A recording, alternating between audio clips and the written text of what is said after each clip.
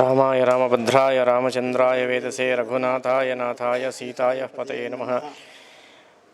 ಈ ತಿಂಗಳು 22ನೇ ತಾರೀಕು ಅಯೋಧ್ಯೆಯಲ್ಲಿ ಶ್ರೀರಾಮಚಂದ್ರನ ಪ್ರತಿಷ್ಠಾಪನೆ ಅಂಗವಾಗಿ ಅವತ್ತಿನ ದಿವಸ ನಮ್ಮ ರಾಮ ಮಂದಿರದಲ್ಲಿ, ಮಲ್ಲೇಶ್ವರದ ರಾಮ ಮಂದಿರದಲ್ಲಿ ಬೆಳಗ್ಗೆ ಯಥಾವಿಧಿಯಾಗಿ 7:30ಗೆ ದೇವರಿಗೆ ಪಂಚಾಮೃತ ಅಭಿಷೇಕ ಇರುತ್ತೆ. ಆಮೇಲೆ 10 ಗಂಟೆಗೆ ಮಹಾಮಂಗಳಾರತಿ ಇರುತ್ತೆ. ಆಮೇಲೆ ಆ ಮಧ್ಯೆ 10ರಿಂದ 12:30 ಒಳಗಡೆ ಇಲ್ಲಿ ದೇವರ ನಾಮ ಸಂಕೀರ್ತನೆಗಳು, ಸಂಗೀತ ಪ್ರೋಗ್ರಾಮ್ ಇದೆಲ್ಲ ಇರುತ್ತೆ. 12:30ಯಿಂದ ಅಲ್ಲಿ ಪ್ರಾಣ ಪ್ರತಿಷ್ಠಾಪನೆ ಇರುತ್ತೆ ಅಯೋಧ್ಯೆಯಲ್ಲಿ. ಆ ಸಮಯದಲ್ಲಿ ಇಲ್ಲಿ ನಾವು ಅದೇ ಟೈಮ್ನಲ್ಲಿ ದೇವರಿಗೆ ಮಹಾಮಂಗಳಾರತಿ ಮಾಡ್ತೀವಿ.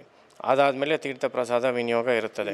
ಆಮೇಲೆ ಮಧ್ಯಾಹ್ನ 3 ಗಂಟೆ ನಂತರ ರಾಮನಾಮ ಸಂಕೀರ್ತನ ಅದು ಹಾಗೆ ಕಂಟಿನ್ಯೂ ಆಗ್ತಾ ಇರುತ್ತೆ. ರಾತ್ರಿ ಮತ್ತು 7:30ಗೆ ಮಹಾಮಂಗಳಾರತಿ, ದೀಪಾರಾಧನೆ, ಆಮೇಲೆ ದೀಪೋತ್ಸವ ಎಲ್ಲ ಇರುತ್ತೆ.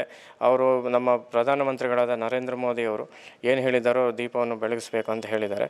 ಅದೇ ರೀತಿಯೇ ನಾವು ಅವತ್ತು ದೇವಸ್ಥಾನದಲ್ಲಿ ಎಲ್ಲ ಕಡೆ ಆವರಣದಲ್ಲಿ ಎಲ್ಲ ಕಡೆ ದೀಪೋತ್ಸವ ಮಾಡಿ ಸ್ವಾಮಿಗೆ ಮಹಾಮಂಗಳಾರತಿ ಮಾಡಿ ತೀರ್ಥ ಪ್ರಸಾದ ವಿನಿಯೋಗ ಎಲ್ಲ ಅವತ್ತಿನ ಅತಿ ವಿಜೃಂಭಣೆಯಿಂದ ನಮ್ಮ ಅಧ್ಯಕ್ಷರ ಸಮ್ಮುಖದಲ್ಲಿ ಮಾಡ್ತೀವಿ.